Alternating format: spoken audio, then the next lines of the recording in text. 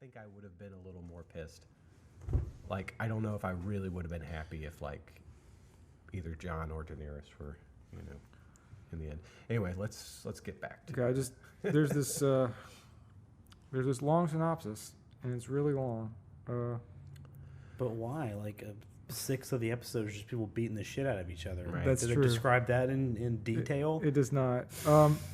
Welcome to another episode of Anyways. Today we are going to talk about the 5th episode of the 3rd season of Deadwood, which is called A Two-Headed Beast.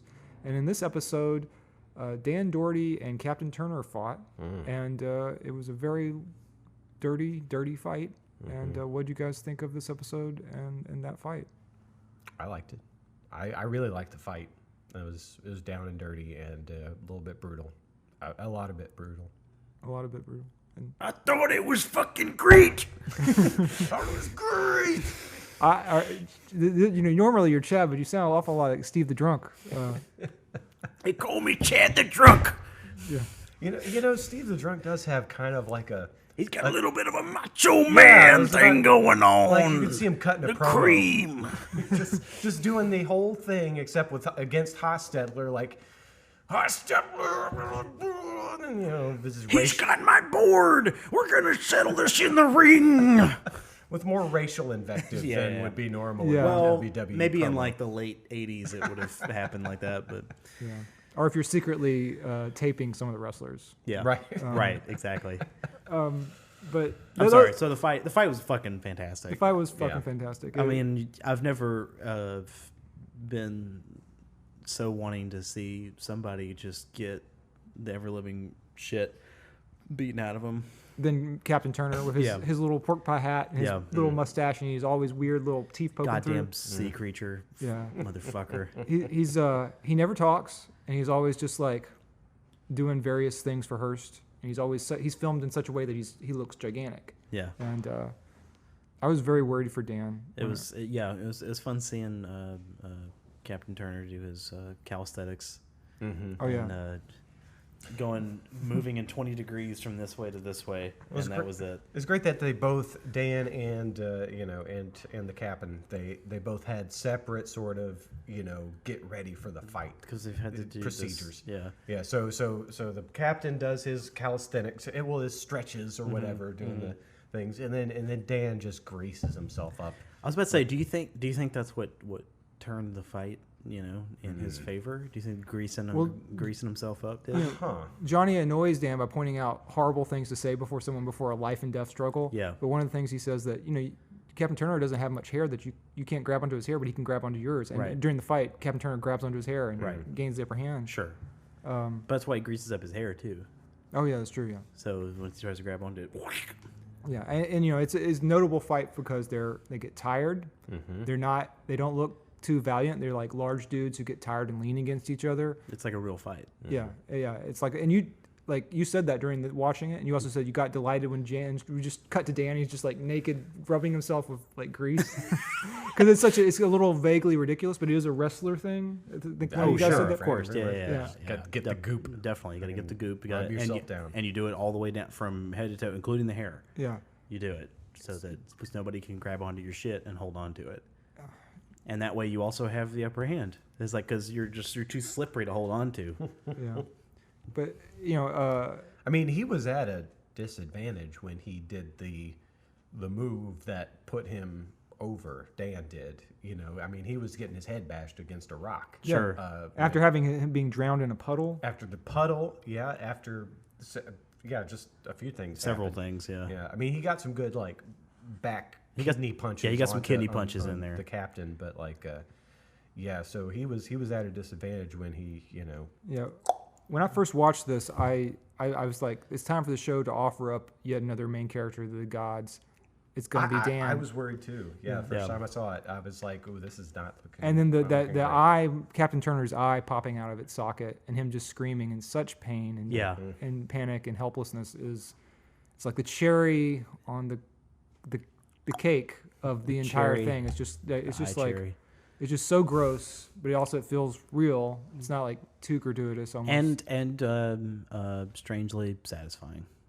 Yeah, you're like, even though "Aw." it shouldn't be. You're like, that human just got his eye removed. Removed and then bashed in with a log. He got his fucking head bashed in with a log. Yeah, by our hero Al Swearengen. I mean, he gave the Facilitated go ahead. it, Right. yeah. Yeah. He gave him most- the metaphorical thumbs down the most for the gladiator. Which the was most just like slightest of nods. yes, like so slight. it was so slight. And then earlier when he thinks Dan's dying, he like has a toothpick in his mouth and his head falls a little bit and the toothpick goes out of shot. And then when Dan does better, you can see the toothpick again because he's rising up.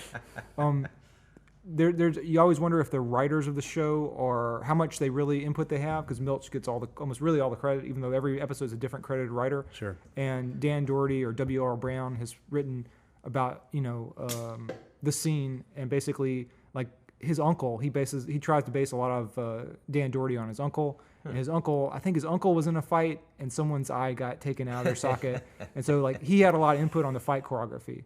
And so there's a guy that there's a blogger named Alan Sepinwall, and he has this blog from about 5-10 years ago where some of these actors would write in, including Jim Beaver and W.R. Brown and the guy who plays Mr. Wu.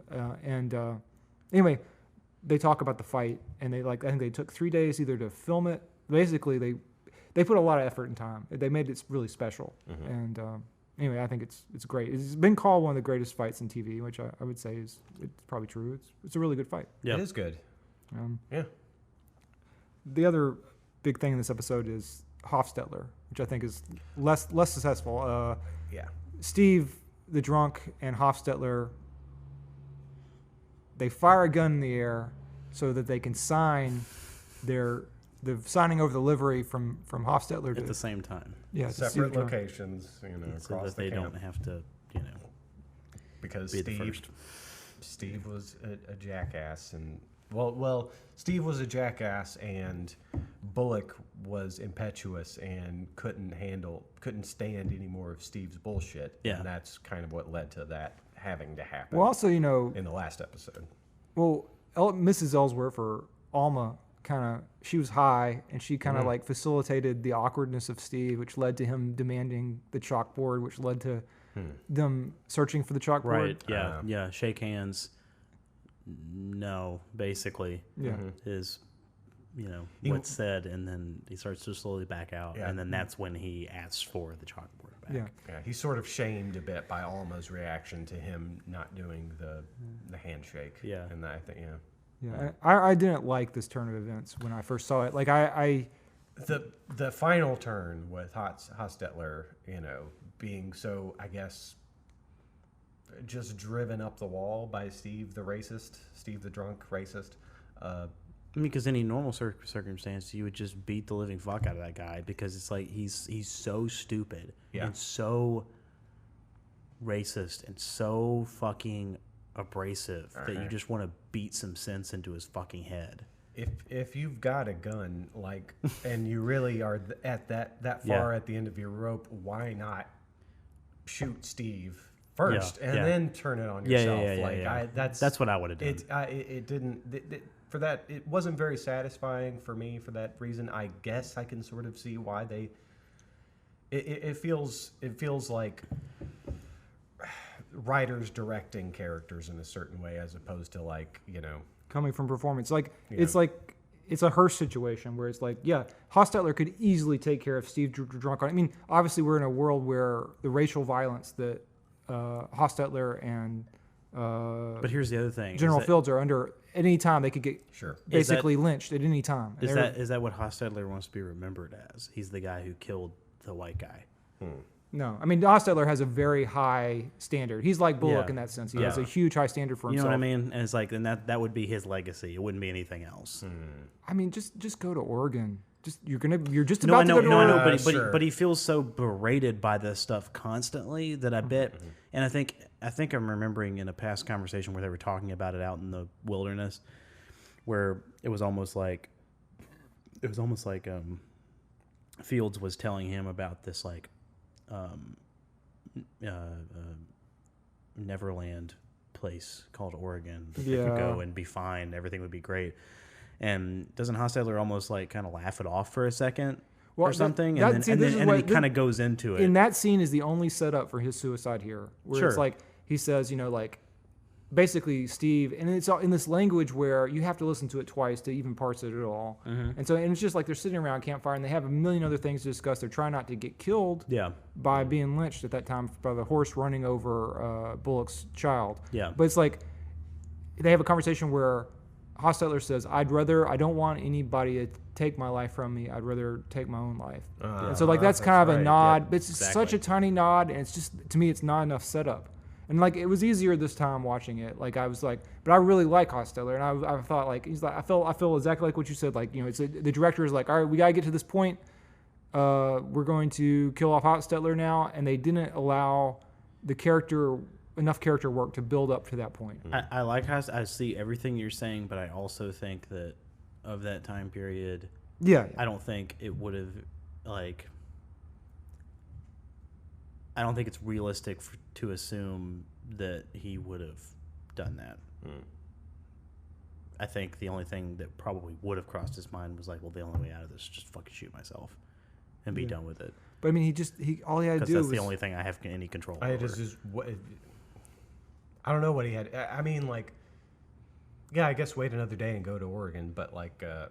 But that's what keeps happening to him over and over again. Right. It's like Steve just wait another day and I'll do this thing. I'll wait another day, and then this shit keeps happening to him over and over and over and over again. And finally, it builds up, and he's just like, fuck it. And he was already suicidal, and so it was just like, well, let's just go do this real quick, and I'm done. Boom. And then it seemed like Steve wasn't going to let the matter drop about the fucking board. I know, but it's unclear whether or not he actually had the money. I mean, I think it seems like he had the money, right? So therefore, he could leave regardless. It's Hostetler. He had the gold. He had the gold. I mean, he had it. Gold. He had a side gold, so he didn't need to talk to Steve anymore. But my point is, and the him looking down the barrel of going to Oregon, and then he gets there, and then it's the exact same thing again, and he's just back in the exact same situation. Right. And he's like, "This is just my life. This is what happens everywhere I go. There's always going to be some disgruntled fucking white guy who turns my life to shit." Yeah. Some mediocre white dude. Yeah. That's just gonna fucking give me trouble. But like make my life hell. Yeah. I like you think about like Molly Parker saying, "Hey, David Milch, let's give Alma a speech about why she's marrying Ellsworth."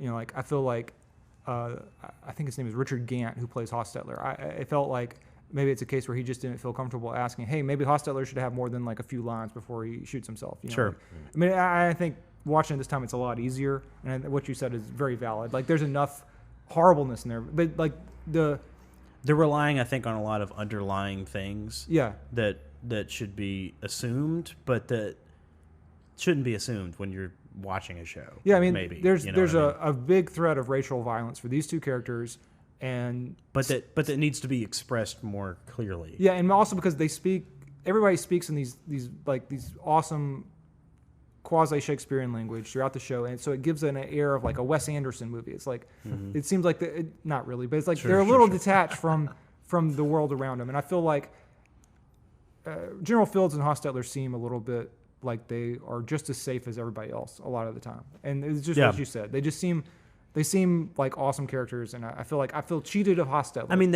okay, so they do seem safe.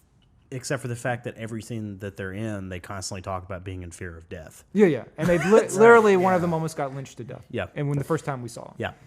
So that is a good point. It's been a really long time on that, but it was good. It was good. It was a good thing to talk about. But it's an important thing. I forgot. We're crunched for time. We got to do the time thing. Yeah, I forgot. Shit. All right. Well, who else do we need to talk about this episode? Well, we have the Al inside, the two-headed beast, the titular two-headed beasts. Yes. Even though it's really a three-headed beast. Who's the third? Well, I mean, Bullock? No, I mean like I get what the episode's saying, and that they're the two-headed beast, but the three-headed beast of the town, the triangular beast of this town is Hearst, Al, and Cy. Right. Well, but Cy and Al are the beasts that like Hearst is beckoning to, and like just beating like a whipped dog, right? I guess. But I just say that to being like they're all intrinsically intertwined with each other, and that's kind of like they're the their aristocracy story that's going on right now. Yeah, well, everything they that are, happens yeah. with them trickles down to the rest of the populace, including Bullock, who doesn't understand anything about what's going on, Right. and fucking everything and up. fucks things up by accident, just because he's trying to do things by the letter of the law, also to satisfy his own ego. But yeah, well, he has a very high-minded ideal about what is right and wrong, and he is really upset about the third Cornishman to be murdered, and this one just dropped in the middle of the street practically with a knife in his chest. Yep, and trying to send a message. And so that don't unionize is the message. Yeah, don't unionize is the message, and Bullock was not too happy about that and was ready to just like jettison all plans of keeping things low key, and the sheriff has put me on notice. Mm-hmm. Fuck him. So whatever. Yeah. I don't know. Well, it's nice to see a different side of Hearst. Yourself. Yeah, it is. Like the drunk Hearst yourself. is at least You're drunk. he's What? he feels sad. Are you talking to me? and grief stricken. Are you talking to me? Yeah. Yeah, and Bullock just coming off of. It's not even about Hearst at the moment. It's about It's Hostetler. about Hostetler, just blowing his brains Well, out. but there we go. That's Bullock in a nutshell. Yeah. Take one transgression and morph it into something else. So, Yeah. But he's lovely where he grabs him by the ear and just forces him. like a school teacher, he takes him and forces him to detention. Yeah. And I also love that Hearst is so drunk that he's actually having a human connection with Jack Young, the bartender. Yes. I assume Jack is so. This really long. He's just like, and it's like for like an entire for this long. How do you do, Longer. Jack Young? Longer, yeah. They're just How do talking. you do? Yeah, how do you do? But Jack Young is, I think, starstruck. Yeah. And he's like excited that he is like talking to Mr. Hearst. Yeah. And then of course Cy shits all over them. yeah. And I think it's about that long. Yeah. And Shy comes down, and Shy's like favorite thing besides like threatening to kill women is to say stuff like, I can be your friend to people in really threatening ways. And so he just comes down and starts talking to Hearst, and Hearst is just too drunk to care. Yeah. Sheriff joins us. Yeah. Again, another very theatrical thing. This is also an important episode for Anyway's favorite Con Stapleton.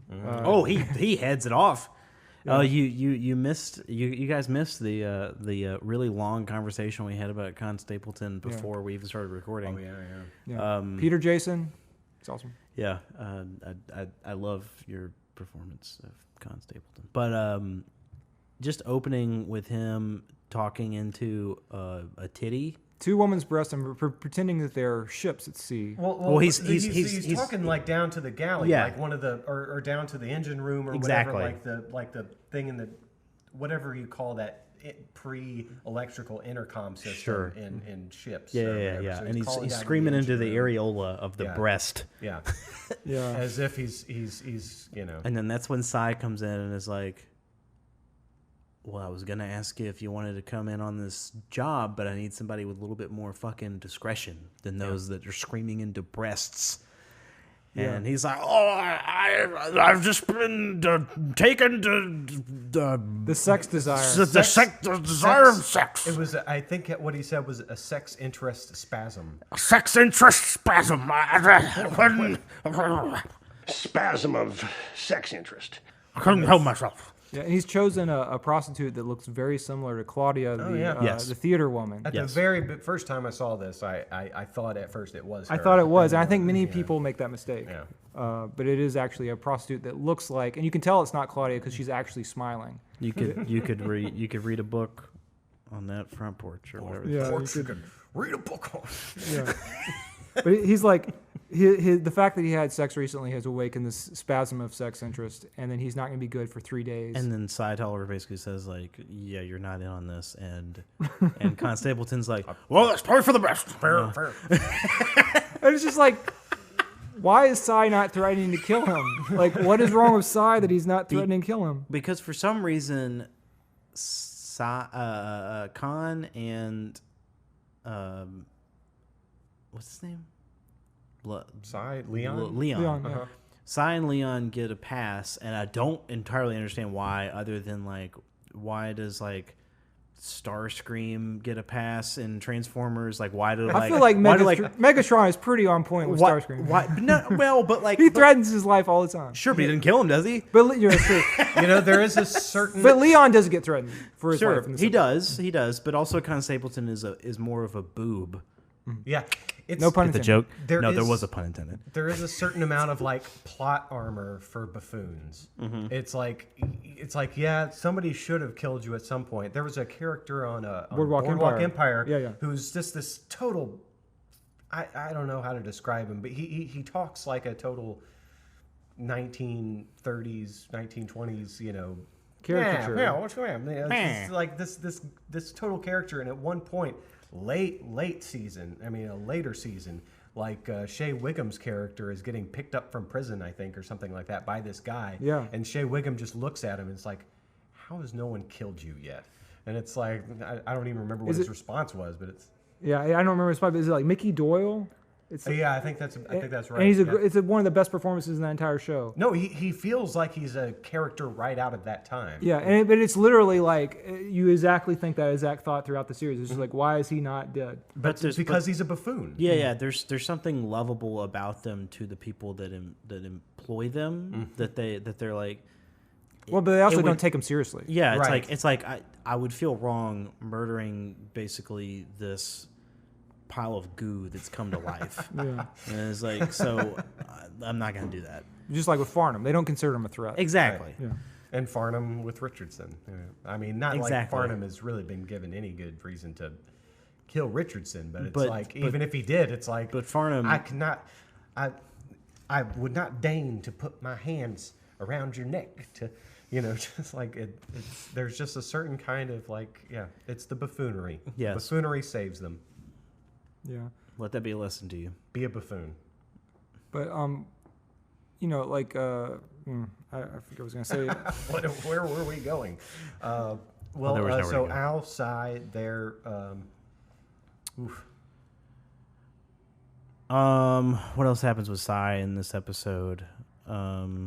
Besides him talking to Leon, he talks to Leon for a second. That's how we find out. He talks to Leon about. That's how we find out. We didn't fucking know that Alma was taking shit again. Oh, we can talk about the Mr. and Mrs. Ellsworth marriage and the developments in that. Well, she is back on the saddle of the old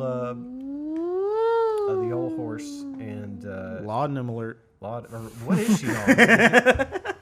Is she getting all They never. It's I feel.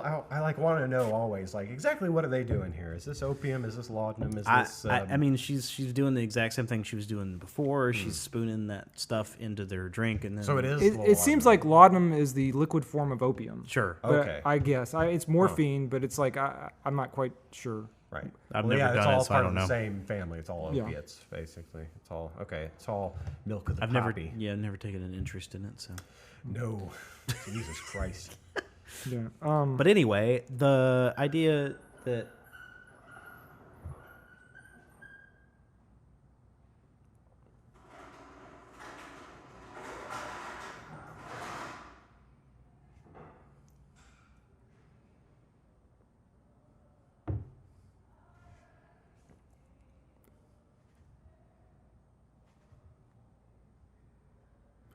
Pause for audio.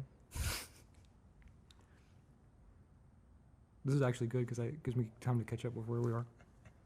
I apologize. I didn't go through the whole synopsis. So. But the idea that what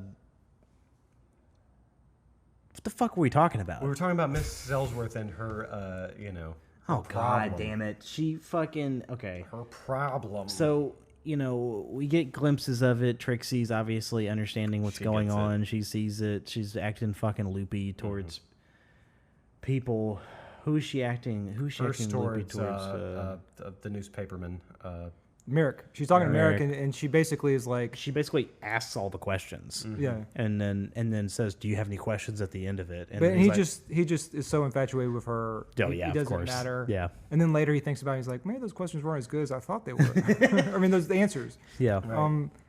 But I really love her she like comes up with all these pretexts to see Ellsworth naked, her husband, who they apparently do not do that. That's not on the table. No, I mean, of course it's not. I mean, that was never on the table. They've talked about it beforehand. It's like, no, I don't expect basically that we're ever gonna have sex. And so he's in the bathtub, and she just comes in there, just she knocks on the outside, high as a fucking kite, and like knocks on the door. Have you ample towels? Ample. Ample. And then some hot water. This is like a 4-alarm fire to Ellsworth. Yeah, exactly. I might have sex with Molly Parker. I need to like get to like stop this in any way possible.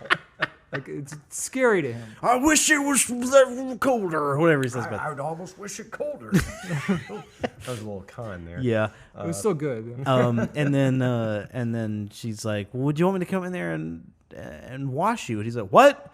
Wash your back?" He's like, "Oh, well, yeah." And he gets up. He gets up. I'm already out. Well, so that's fine. And then she comes out there, and it's just this really long, awkward, great scene. I mean, no. I'm not saying it was a bad she scene. She kisses him, and I'd forgotten this, and falls asleep, nods off during the kiss because of being high. She's just this sense of ecstasy of kissing someone whom she's probably imagining that she's kissing Bullock. Yeah. If I had to venture a guess. Yeah.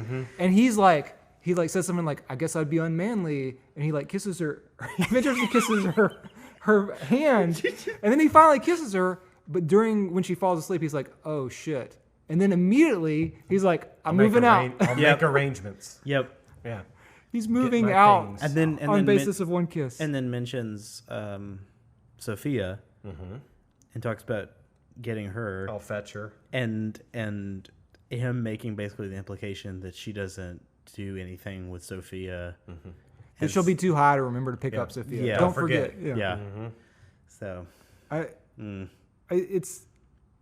Yeah, as soon as all that started happening, it was like, nope, this is not gonna work. This isn't gonna happen. This is bad. I think he might be a little hasty in moving out immediately upon learning that she has a drug problem again. Sure.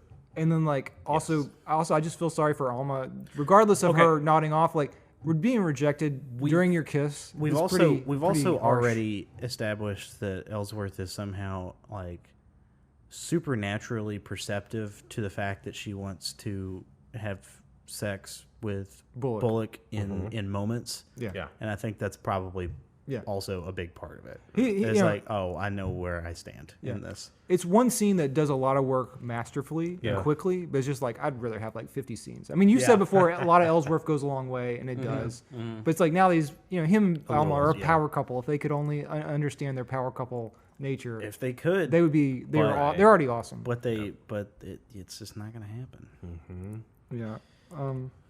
So not much. I mean, there isn't much movement in terms of Cy or Al really against Hearst in this episode. No, it's just that there's the proxy war that happens in the street. Sure. With Dan and Captain Sea Creature. And following which Dan is back to being morose and very sad. God. Seeing him naked, just sitting on that part of his ottoman butt or crack. whatever, and he's just like, and he's like, go away, crying. Johnny. You're like, get out of here, Johnny. I don't want to see the doctor.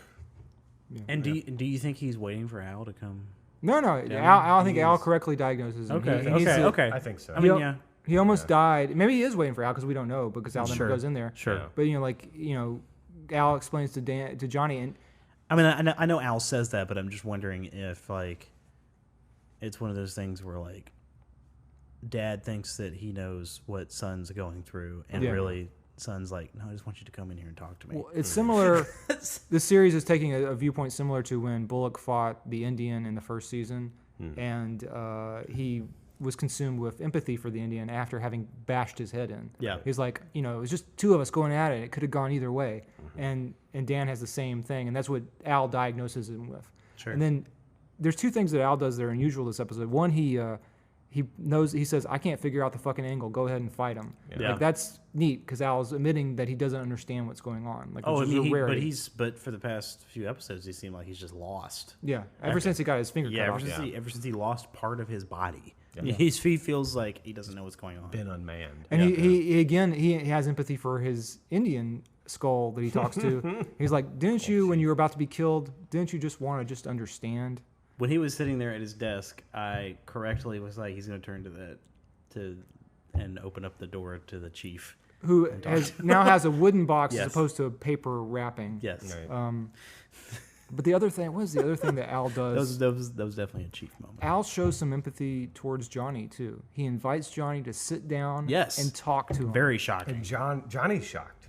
Yeah. He doesn't know what to do with that. Yeah. What do you do with that? And if only Bullock hadn't grabbed fucking Hurst's ear, Johnny and Al Swearengen might have had a conversation about something other than Al attacking Johnny Yeah. and hating him. Also, we get Trixie and Saul's exciting hole-in-the-wall relationship. And I think I got a handle on it now. Trixie berates Saul, Saul ignores her, and then they have sex. That's the key to all Saul and Trixie scenes. Yes. And now they got a cool passageway they can walk down. I emerged from a fucking piece of furniture, and you think that life is normal or something like that. Whatever she I've says. emerged from a piece of furniture and fuck you, and you think life's normal or something like Yeah, that? I something don't like remember. that. That's a good line. Yeah. It was incredibly funny. And we also get this theater troupe. Yes. Oh, that's right. Great. The two Brian more Cox, yeah. members of the troupe arrive. So this sort of fey actor gentleman who I still don't quite know his deal. Bellegarde. Bellegarde, that's his name, and he's late to the meeting. He's the insufferable one of the theater troupe, which like means it. that you're the worst person ever. He's Right. ginger You're on the his worst person bum. ever. So Ginger on his bum. Yeah, I think that's what he said. He's got red hair on his ass. Oh, all right. and then an ailing, dying actor. Yeah. Who's Played by Aubrey. I think his name is Aubrey Morris, and he was actually dying when this was filmed. He's also Whoa. in Clockwork Orange. He's the constable who grabs Alex by the balls in Clockwork Orange. Oh. And I should have double checked that before we started recording, but I think that's Well, now it's Yeah. a fact. it's the fact. And he was dying when this happened. Wow. So he's playing a dying dude. And I think he maybe wasn't dying, but he was within a year of actually dying. So he's not going to be in the movie. I guess He's not going to be in the movie. He's passed away. He looks like he could have played Benjamin Franklin. Are they gonna do some CG to put him in the movie? I don't think so. Okay. You know, I really don't know what to say about the theater troupe because I really wish I had Jordan here to talk about the theater troupe because I don't know how much to say. There's something I want to tell you guys about the theater troupe. Don't tell me but I anything about the can't theater tell you troupe. about Can't the fucking tell theater troupe. nothing. But I feel like it would change things. It would change my perception of the theater troupe. It might. And I think I know what it is. I don't, but I'm I just excited think. to find out. But in this scene, Brian Cox, any scene with Brian Cox is wonderful, and he basically is like, "Well, you got to be worth it to the theater troupe." He basically builds the guy up. He's like, I can't have a dying man. I'm You not. gotta- I'm not going to say this to Ben directly, so I don't see his face when I say this. But I think that the theater troupe is going to be for naught, and it's basically a dead end. I can neither confirm nor deny that. Huh, okay. Even though I enjoy all the scenes. Brian Cox is fucking amazing. Yes. I also really love his sorting out committees among the theater troupe. Oh yeah, and And it's all it is just rewarding the two people who likes and getting angry at the person who's late. Yes. Are they acting? Yeah, Richardson comes through. Are they performing Are now? they performing now? That's the only Richardson and Farnum we get, but it's beautiful. What was the only Richardson? Only Oh, Richardson. yeah, because Farnum talks to Al, which is and also a great scene. Oh, yeah, which we haven't talked about. and talks to Doherty and Adams and to Johnny and And they laments- basically acknowledge the fact that since he doesn't own the hotel anymore, he is fucking worthless. persona non grata Yeah. with all of them. Yeah, Just totally fucking worthless. And then when he leaves the office after basically nothing happening, he leaves the office and does one Glad of to those help. does one of those bits, where he shouts back into the room, "Well, I was glad to help." always willing to be of counsel. And then closes the door, turns, and has Adams, Johnny, and Dan staring at him, just like, no one buys your shit. Well, I mean, he's like, I couldn't stop Hearst from buying my hotel. And like when I first saw this, I was like, I thought they were deliberately ostracizing him, but no, they just don't care. They just Right. don't give a shit. They don't care. And but he always thinks that he's of a higher standing than he is in their minds. And he's neurotic about his position. He doesn't Yes. want to lose his friends. I think he's sincere. He's like, we used to have coffee or whatever he says. And I he's miss like, our morning coffee. And it's like, yeah, but that was just because you showed up. That was it. Well, but I would say that Farnum loves his murder and thieving friends, and Of course he does. He wants them to. Of course he does. He wants to be, and he But feels. he's of no use to them anymore. And who else does he have? It has zero Richardson. use. That's Yeah, it. which he berates because Richardson's a dullard. Yeah. Yeah, but I feel for Farnum. He's like, he doesn't have any ability to talk to anybody. He doesn't know what the fuck's going on. No. He's so alone, and he can only express violent hatred Towards or Richardson. servile. Towards Richardson, fleeting. who he wants to. He's trying to be like, I'm not on the same level as Richardson. I hate the fact that the only person I talk to is Richardson, and everybody else reviles me and doesn't want to talk to me. And the only person I can talk to is somebody that I view as less than human. Yeah, literally like a creature, an amphibian that skitters around on 8 legs. Yeah. Anyways, Charlie out of here. I was only in this episode for about 45 seconds. Charlie Utter signing out.